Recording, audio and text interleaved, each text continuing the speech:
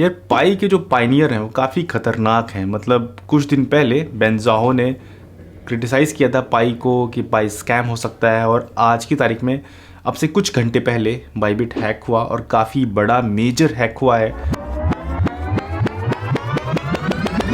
Well, about 2 hours ago, Bybit experienced a hack on our Ethereum cold wallet.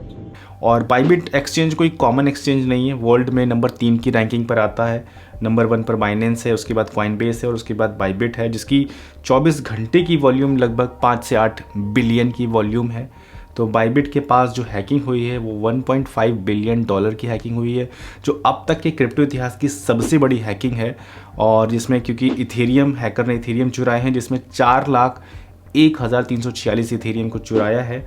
और ये Ethereum वो अपने Bybit के कोल्ड स्टोरेज से निकाल कर उसने अपने वैलेट में ट्रांसफ़र किया है।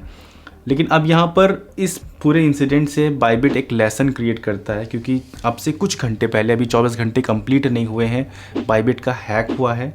और हैक होने के बाद सारी चीज़ें उन्होंने मैनेज किया, और मैनेज करते करते आज की तारीख में उनका इतनी कंडीशन बेहतर हो गई है कि आज की तारीख में अगर आप अभी विड्रॉल लगाएंगे तो आपका विड्रॉल हो जाएगा। कहने का मतलब ये है कि सब कुछ बिल्कुल नॉर्मल हो गया, ऐसा जैसे कि हैक हुआ ही नहीं है। ये कहलाती है एक best of the best exchange की क्वालिटी। क्योंकि अभी से कुछ समय, मैं कहता हूँ कुछ समय नहीं, करीबन 8-10 महीने पहले 18 जुलाई को अपने इंडिया का एक्सचेंज वजीरेक्स हैक हुआ था, जिसमें 230-240 मिलियन के आसपास का फंड हैकर ने हैक किया था। कुछ अभी रिकवर भी हो गया है।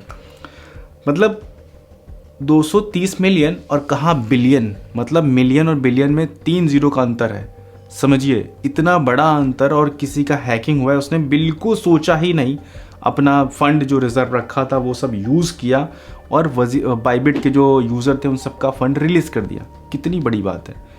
इसका कुछ हिस्सा भी अगर वजीरेक्स करता, मतलब वो बेचारा करता, बदतमीज़ आदमी करता, कि जो फंड उसके पास था यूज़र का बचा हुआ वही रिलीज़ करता रहता कम से कम। मतलब ज़मीन आसमान का अंतर है लोगों में।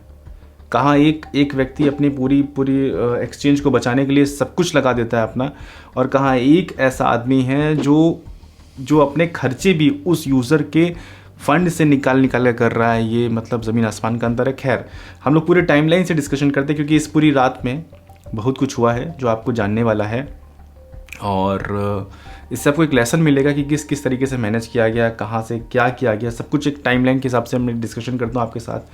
और मुझे बार बार कहीं ना कहीं अंदर से लग रहा है कि कहीं ना कहीं पाई के यूज़र वालों ने कुछ हाथ नहीं दिखाया, क्योंकि मुझे लगता है पाई यूज़र के बहुत तगड़े कनेक्शन है।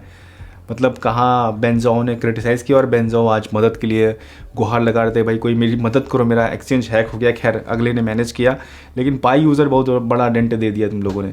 शुरुआत करते हैं वीडियो की, डिटेल में समझते हैं पूरा हैक एक्चुअल में हुआ क्या है और एक्चुअल में क्या सीन है पूरा। शुरुआत करते हैं वीडियो की। तो रात करीबन 10 साढ़े 10 बजे की हैकिंग की बात खबर आई, और हैकिंग हुई, और पता चला कि बाइबिट का 1.5 बिलियन डॉलर का हैकिंग हुआ है। हैकिंग के बाद बाइबिट की टीम काफ़ी एक्टिव हो गई, और सबसे पहले तो उन्होंने अपनी तरफ से ये बोला कि जितने भी यूज़र का फ़ंड है वो सेफ़ है, 1:1 के रेशियो में, मतलब जितना था उतना ही मिलेगा। और ये एक बहुत बड़ी बात थी, लोग रिलैक्स हुए। फिर भी लोगों ने विड्रॉल लगाना शुरू किया, लोग काफ़ी बड़ी क्वांटिटी में विड्रॉल लगाए, क्योंकि विड्रॉल लगाए और बाइबिट के पास फ़ंड की कमी थी। फंड तो हैक हो गया ना, एक रिज़र्व भी रखा हो, उसकी भी एक सीमा है, हर चीज़ की सीमा है। और विड्रॉल सारे के सारे इकट्ठा आ चुके हों, लगभग 3.5 लाख विड्रॉल उनके पास आए, और उन्होंने सबका विड्रॉल देना शुरू किया। और एक ख़ास बात मेरे को ये देखने को मिली उस पूरे कल जितना हैक हुआ उसमें, कि जितने भी एक्सचेंजेस थे वो सब उसको सपोर्ट कर रहे थे कि अगर तुमको किसी भी चीज़ की ज़रूरत हो तो बताओ। इवन जो बिटगेट एक्सचेंज है, जो कॉम्पिटिटर है, उसने भी इथेरियम उनको ट्रांसफ़र किए कि चलो ये अभी मेरे से लोन ले लो, और उसके बाद जो है मेरे को चुका देना। क्योंकि अगर जिस समय हैकिंग हुआ है उस समय यूज़र का विड्रॉल देने के लिए बाइबिट अगर मार्केट से उठाता तो मार्केट में उथल पुथल मच जाता, मार्केट में इथेरियम का प्राइस बढ़ जाता। तो यहाँ पर लोन लेने की प्रक्रिया किया गया, कई एक्सचेंजेस ने सामने आकर मदद किया। बाइनेंस ने भी यहाँ पर सीजेड ने आके बोला कि ऐसा करो, विड्रॉल स्टॉप कर दो। लेकिन यूज़र ने काफ़ी क्रिटिसाइज़ किया कि भाई देखो पैनिक का समय है, विड्रॉल स्टॉप करना ये एक अक्लमंदी का काम नहीं होगा। अब शायद सीधी की इंटेंशन अच्छी है बुरी मुझे नहीं पता, आपको लग रहा हो तो नीचे कमेंट करिएगा। तो मतलब ये सारी सिचुएशन हुई। फ़िलहाल जितने भी एक्सचेंजेस थे इंटरनेशनल वो सब एक साथ आके खड़े हुए, और मेन सबसे बड़ी प्रॉब्लम सॉल्व तभी हो गई जब यहाँ पर बाइबिट ने विड्रॉल लोगों के कंटिन्यू रखे और विड्रॉल दिए 1:1 के रेशियो में। जितने भी लोगों ने विड्रॉल मांगे सबको विड्रॉल दिया गया। बाउंटी प्रोग्राम लाया गया। अरखम ने 50,000 अरखम की अनाउंसमेंट किया कि हम 50,000 अरखम टोकन देंगे जिसकी कीमत $31,000 के आसपास होती है, $31,500 के आसपास होती है। हम इतना अरखम देंगे, पता लगाओ कौन है। तो जैक एक्सबीटी ने पता लगाया कि ये नॉर्थ कोरिया का एक हैकर है, लेजरस नाम का, लेजरस करके ग्रुप है, हैकर का ग्रुप है जिसने हैक किया है। तो ये जो हैकिंग हुई अब तक की इतिहास की सबसे बड़ी हैकिंग इसलिए भी कही जाती है कि टोटल इथेरियम जितने मार्केट में पब्लिश हैं, मार्केट में सर्कुलेट हैं, उनका 0.42%, जो कि इतनी बड़ी क्वांटिटी होती है, मतलब जो एक इंडिविजुअल पर्सन शायद किसी के पास नहीं है।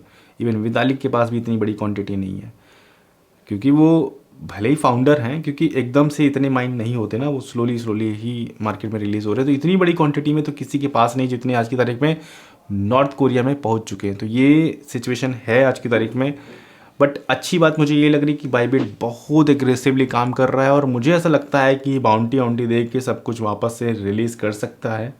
बट जो हैकर है वो भी इतनी जल्दी मानने वाला नहीं है, क्योंकि नॉर्थ कोरिया के जो हैकर हैं वो काफ़ी ज़्यादा उनका स्ट्रॉन्ग मतलब मामला है, क्योंकि कंट्री की तरफ से पूरा सपोर्ट रहता है कि जाने तो जो होगा देखा जाएगा। तो फिलहाल देखते हैं अभी क्या होता है। अभी सिचुएशन पर हमारी पूरी नज़र है। सिचुएशन ऑल ओवर ये है, और मुझे पता है कि इन सब के